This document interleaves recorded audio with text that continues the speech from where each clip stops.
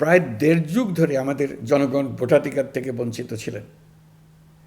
তারা আজ আসন্ন নির্বাচনে তাদের ভোটাধিকার প্রয়োগ করার জন্য উন্মুখ হয়ে আছেন। আগামী ফেব্রুয়ারিতে সুষ্ঠু নির্বাচন অনুষ্ঠানের বিষয়ে অভ্যুত্থানের সপক্ষের রাজনৈতিক দলগুলোকে অবশ্যই ঐক্যবদ্ধ থাকতে হবে। তা না হলে জাতি এক মহাবিপদের সম্মুখীন হবে। এই সম্পর্কে আমি আগেও একাধিকবার আমার আশঙ্কা প্রকাশ করেছি।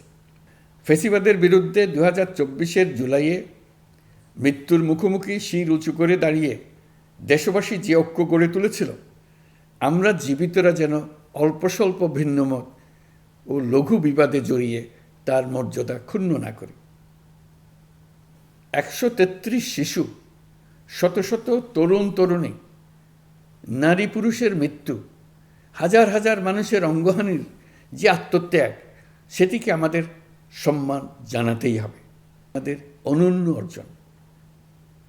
এতে জাতি এগিয়ে যেতে সাহসী হয়।